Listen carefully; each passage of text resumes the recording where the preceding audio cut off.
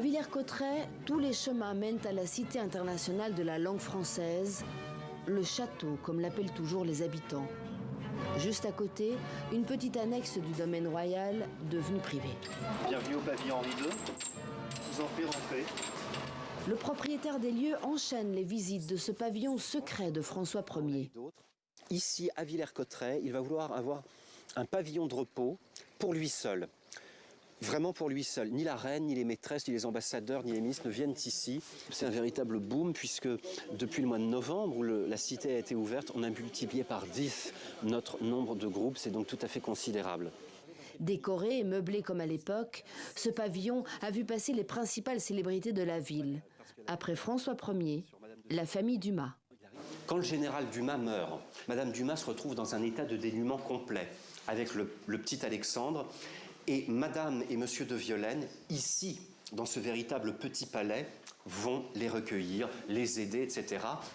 Juste avant, la famille Dumas a vécu dans cette auberge. C'est ici que le général, le père de l'écrivain, est décédé, ruiné et banni par Napoléon. Bonjour Magali. Bonjour Simon. Voilà, j'ai toutes sortes de choses. Magali vend de plus en plus de ses souvenirs faits maison. Alexandre Dumas, notre général. Alexandre Dumas, l'auteur. Notre château, qui est aujourd'hui la Cité internationale de la langue française. Alexandre Dumas est partout dans la ville. Sa maison natale, son musée et son nom dans les rues, les écoles, les restaurants qui affichent de plus en plus souvent complet. Et depuis que la cité existe, ça a triplé le nombre de touristes et surtout beaucoup de Français qui viennent aussi. Il n'y a pas beaucoup d'étrangers, mais beaucoup de Français. Désormais, les habitants peuvent traverser le château gratuitement. C'était un symbole de réappropriation par la ville de l'intérieur du château. Donc ils avaient été exclus pendant 2 siècles.